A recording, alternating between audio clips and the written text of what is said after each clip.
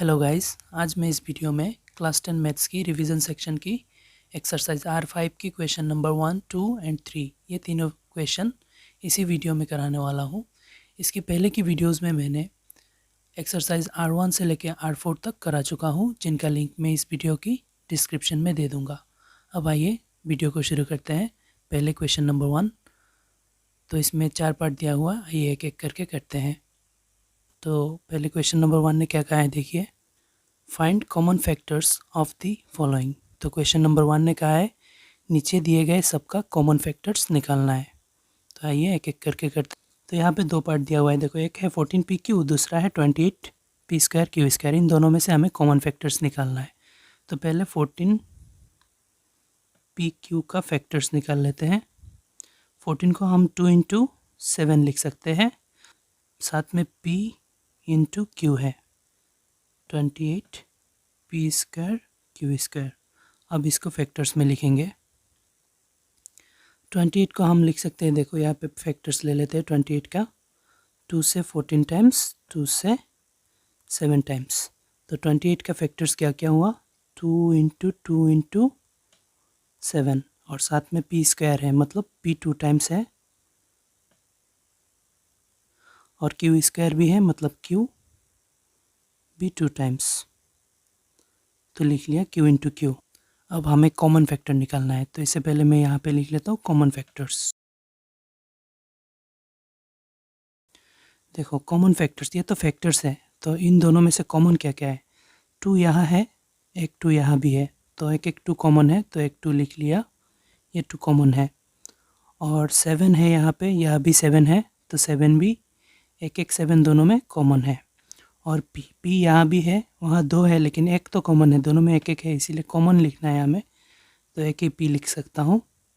उसके बाद q यहाँ भी है, यहाँ भी है। अब हम इसको सॉल्व कर देते हैं। 2 × 7 14 p एंड q साथ में था, pq लिख लिया, 2 7 14। तो मतलब 14pq, 28p² q² का कॉमन फैक्टर है 14pq। अब आइए सेकेंड पार्ट को करते हैं। अब गाइस सेकेंड पार्ट को देखो, यहाँ पे भी दो पार्ट दिया हुआ है, एक है 16x³ - 4x² और दूसरा है 32x। तो हम एक एक करके इनका फैक्टर्स निकाल लेते हैं। पहले इनका फैक्टर्स निकालते हैं, 16x³ - 4x² का फैक्टर निकालते हैं। उसके बाद दोनों का फैक्टर निकाल के बाद में कॉमन फैक्टर्स ढूंढेंगे। तो 16, देखो इनमें से कुछ कॉमन है, इनको निकाल लेते हैं। 4 दोनों में कॉमन है, 4 को लिख लिया। x² दोनों में कॉमन है, x² लिख लिया। अभी देखो यहाँ से 4 निकलेगा तो क्या बचेगा, 4 बचेगा, क्योंकि 4 4 ज़र 16 होता है। और x³ से स्क्वायर निकल जाएगा तो एक तो x बचेगा, क्योंकि देखो x² × x = x³ होता है। उसके बाद माइनस है, माइनस। और देखो हमने दोनों में से 4x² निकाला, यहाँ से 4x² जब निकाल लेंगे तो कुछ भी नहीं बचेगा, तो मतलब 1 बचेगा। 4 को हम 2 × 2 लिख सकते हैं, 4 का फैक्टर्स 2 × 2 है। और x² को हम ऐसे लिख सकते हैं, x × x, 2 to x multiply हुआ है, इसीलिए x² लिखा है। और ब्रैकेट जैसे है वैसे ही रखते हैं, 4x - 1। अब हम 32 का करते हैं। 32x का फैक्टर ले लेते हैं, 32x। इनका फैक्टर देखो, 32 का फैक्टर कहीं यहाँ पे ले लेते हैं, यहाँ पे ले लेता हूँ छोटा करके, 32। 2 से जाएगा 16 टाइम्स, फिर से 2 से जाएगा 16 में 8 टाइम्स, फिर से 2 से जाएगा 8 में 4 टाइम्स, फिर से 2 से जाएगा 4 में 2 टाइम्स। अब देखो 32 का फैक्टर्स निकला, 2 × 2 × 2 2 2, मतलब 5 टाइम्स 2 लिख लेता हूँ, 1 2 3 टाइम्स, 4 टाइम्स, 5 टाइम्स 2 निकला, और साथ में x भी है, तो x भी लिख लिया। अब देखो हमें निकालना है कॉमन फैक्टर, तो यहाँ पे एक बार लिख लेता हूँ कॉमन फैक्टर। देखो यहाँ पे लिख लिया कॉमन फैक्टर। अब गाइस इस पर देखो 2 कितने 2 कॉमन है, 2 यहाँ पे भी एक है, यहाँ पे भी एक है, एक कॉमन है, मैंने लिख लिया। सेकेंड टाइम देखो फिर से 2 2 और एक कॉमन है, लिख लिया। यहाँ पे x 2 टाइम है और यहाँ पे x 1 टाइम है, तो मतलब और एक 2x हम लिख सकते हैं, तो मल्टीप्लाई करके लिखते हैं, 2 2 ज़र 4 और साथ में x है, x 4x। तो हो गया क्वेश्चन नंबर 2 का सल्यूशन। इन दोनों का कॉमन फैक्टर है 4x। अब आइए थर्ड पार्ट को करते हैं।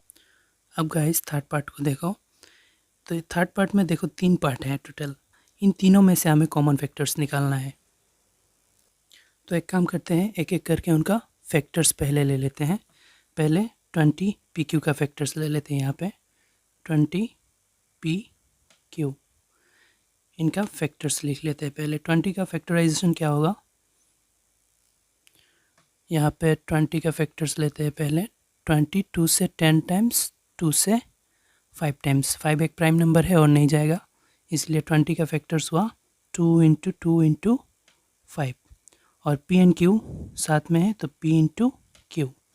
20 पी क्यू का फैक्टर्स ले लिया। अभी 30 पी क्यू, यहाँ पे पी इंटू क्यू लिख लेते हैं। अब 30 क्यू आर का, 30 क्यू आर, इनका फैक्टर्स लेते हैं। 30, पहले 30 का ले लेते हैं। 2 से 30 में 15 टाइम्स, अब 2 से नहीं जाएगा, 3 से 5 टाइम्स। तो हो गया 30 का हो गया 2 इंटू 3 इंटू 5। और साथ में क्यू एंड आर है तो हम लिख लेंगे क्यू इंटू आर। अब 40 आर पी का फैक्टर ले लेते हैं, 40 आर पी। उसके बाद कॉमन को ढूंढेंगे, पहले तो फैक्टर निकालना ही पड़ेगा हमें। 40 का फैक्टर यहाँ ले लेते हैं। 40 2 से 20 टाइम्स, 2 से 20 में 10 टाइम्स, 2 से 10 में 5 टाइम्स। अब 40 का फैक्टर्स हुआ 2 इंटू 2 इंटू 2 इंटू 5। और साथ में आर एंड पी है तो इसको भी लिख लेते हैं, आर इंटू पी। अब हमें कॉमन ढूंढना है, यहाँ पे लिख लेते हैं कॉमन फैक्टर्स। अब लिख लिया कॉमन फैक्टर्स, इसके नीचे हम कॉमन फैक्टर्स को लिख लेते हैं। देखो 2 यहाँ पे भी एक एक तीनों में एक 2 कॉमन है, तो 1 2 लिख लेते हैं इंटू। उसके बाद 5 को देखते हैं। 5 यहाँ भी है, यहाँ भी है, यहाँ भी है, एक 5 सब में है तो 5 भी कॉमन है, लिख लिया। उसके बाद पी को देखते हैं। देखो पी वहाँ है, यहाँ पे नहीं है, यहाँ है, तीनों में होना चाहिए कॉमन होने के लिए। पी को हम कॉमन नहीं लिख सकते। अब क्यू को देखते हैं। क्यू यहाँ है, यहाँ भी है, लेकिन इस लाइन में क्यू नहीं है तो क्यू भी कॉमन नहीं है। तो अल्टीमेटली हमारा कॉमन निकला 2 5 10। तो इन तीनों का कॉमन फैक्टर हुआ 10। तो यहाँ पे थर्ड पार्ट ख़त्म हो रहा है। अब आइए फोर्थ पार्ट को भी देख लेते हैं, कॉमन फैक्टर क्या निकलता है। अब गाइस थर्ड पार्ट को देखो, यहाँ भी 3 पार्ट दिया हुआ है, इनमें से हमें कॉमन फैक्टर्स निकालना है। तो एक एक करके पहले फैक्टर्स निकाल लेते हैं। पहले 3x² y³ का, देखो यहाँ पे 3 है, 3 प्राइम नंबर है, इसको हम और तोड़ नहीं सकते। x² मतलब x 2 टाइम, लिख लेते हैं x 2 टाइम। और y³ मतलब y 3 टाइम्स, यहाँ पे लिख लेते हैं y 3 times, y into y। अब इसका निकाल लेते हैं। 10x³ y² का फैक्टर ले लेते हैं। 10x³ y², तो 10 का फैक्टर से 2 इंटू 5 हमें पता है। और x³ मतलब x 3 time, 1 time 2 time 3 time. और y² मतलब y 2 टाइम्स, 1 टाइम 2 टाइम्स, यहाँ पे ये y है। अब 6x² y² z, इसका फैक्टर लिख लेते हैं। 6 का फैक्टर हुआ 2 इंटू 3, x² मतलब x 2 टाइम, y² मतलब y भी 2 टाइम्स, और z साथ में है इंटू z लिख लिया। अभी इनका कॉमन फैक्टर्स यहाँ पे लिख लेते हैं, कॉमन फैक्टर्स। अब देखो इनमें से कॉमन क्या क्या है। 3 यहाँ पे है, लेकिन इसमें नहीं है, इसमें है, तो ये कॉमन नहीं हुआ। कॉमन होने के लिए तीनों में होना चाहिए। तो x, सब में 2 2 x कॉमन है, तो हम लिख लेते हैं x इंटू x, हमें कॉमन मिला। और कुछ देखो y यहाँ पे 3 2 है, यहाँ पे 2 2 है, यहाँ पे 2 2 है, मतलब 2 2 y सब में है, तो यहाँ पे 2 2 y लिख लेते हैं। और z, देखो z यहाँ पे नहीं है, तो यहाँ पे होने से भी फ़र्क नहीं पड़ता, कॉमन इतना ही है। x 2 2 मतलब x² y 2 2 मतलब y²। तो कॉमन फैक्टर निकला इन सब का एक्स स्क्वायर वाई स्क्वायर। तो इसी के साथ क्वेश्चन नंबर 1 ख़त्म हो गया। अब आइए क्वेश्चन नंबर 2 को देखते हैं। अब गाइस क्वेश्चन नंबर 2 को देखो। क्वेश्चन 2 क्या कह रहा है? क्वेश्चन नंबर 2 कह रहा है कि फैक्टराइज, तो मतलब ये नीचे दिए गए सबका फैक्टराइज करना है। तो आइए एक एक करके करते हैं। नंबर 1 इसका फैक्टराइज करना है। अब देखो यहाँ पे हम कॉमन लेंगे। क्या कॉमन है? इसमें 4a स्क्वायर है, इसमें भी 4a स्क्वायर है, तो 4a स्क्वायर को हमने कॉमन ले लिया। और अगर यहाँ से 4a स्क्वायर निकल गया तो यहाँ पे बचा 1 प्लस, तो मतलब कुछ नहीं है, मतलब 1। फिर से हम इसको यहाँ पे डाल देंगे तो यही होगा। देखो 4 1 ज़र 4, a स्क्वायर 1 ज़र a स्क्वायर। अब यहाँ से यहाँ पे क्या रखने से यही होगा, ये घुसाने से। देखो यहाँ पे अगर 2 रखेंगे तो 8 होगा। देखो 4 इंटू 2 8, और एक 2x रख देंगे तो ये हो जाएगा। देखो फिर से 4 इंटू 2 8, सॉरी ये a है, a square into a cube, मतलब 2 2a और 1 2a मिलाकर a क्यूब हुआ। तो ये हो गया इसका फैक्टराइज। अब सेकेंड पार्ट को देखते हैं। अब गाइज इसमें से हमें कॉमन लेना है, जैसे पहले भी कॉमन लिया था। इसमें कॉमन है 7, दोनों में 7 कॉमन है। देखो 7 निकाल लिया, और x भी कॉमन है, x को भी ले लिया। एक 2x कॉमन है, यहाँ भी 1 है, यहाँ पे 2 है, लेकिन 1 तो है ना, 1 से ज़्यादा है, लेकिन यहाँ पे 1 है। तो कॉमन लेंगे तो दोनों में बराबर से कॉमन लेना पड़ता है। तो यहाँ से एक 2x ले लिया, वहाँ से भी एक 2x ले लिया, और y को भी कॉमन ले लेते हैं क्योंकि दोनों में y है। एक एक y कॉमन ले लिया क्योंकि दोनों में एक एक तो कॉमन है। और बचा क्या? यहाँ पे बचा एक 2x माइनस, यहाँ पे क्या बचा? 7 3 ज़ा 21, 3 बचा, और एक 2y बचा क्योंकि x निकल गया, y 2 है, एक 2y निकल गया तो 1 बचा। तो ये हो गया इसका फैक्टराइजेशन। अब थर्ड पार्ट को देखते हैं। अब गाइस थर्ड पार्ट को देखो। अब इनमें से कॉमन फैक्टर्स निकालना है। देखो a यहाँ भी है, यहाँ भी है, यहाँ भी है, मतलब एक एक a सब में कॉमन है। a लिख लिया, सॉरी ये, और कुछ भी है तो कॉमन, तो हम सिर्फ a नहीं लिख सकते, बाकी सबको कॉमन जितना है उतना लेना पड़ेगा। a सब में एक एक है, यहाँ पे 2 है लेकिन उन दोनों में 1 है, इसलिए एक 2a कॉमन ले लिया। अब b को देखो, b यहाँ 1 है, यहाँ 2 है, यहाँ 1 है, मतलब एक एक सब में है, तो एक 2b हम कॉमन लिख सकते हैं। अब c को देखो, c यहाँ 1 है, यहाँ 1 है, यहाँ 2 है, तो हम एक एक c को कॉमन लिख सकते हैं। अब देखो यहाँ पे क्या बचा? यहाँ पे बचा b प्लस, सॉरी यहाँ पे a बचा क्योंकि a 2 टाइम्स है, एक 2a चला गया तो एक 2a रह गया, यहाँ पे बचा a, यहाँ पे बचा b, क्योंकि देखो यहाँ पे a और c 1 टाइम्स है, a और c चला गया, b 2 टाइम्स है, एक 2b चला गया तो एक 2b रहेगा, प्लस यहाँ पे बचेगा c, क्योंकि यहाँ पे a और b 1 टाइम्स है, a और b चला गया तो c 2 टाइम्स है, c एक 2 चला गया तो एक 2 बचेगा। अब ये हो गया इसका फैक्टराइजेशन। अब आइए फोर्थ पार्ट को देखते हैं। फोर्थ पार्ट में दिया हुआ है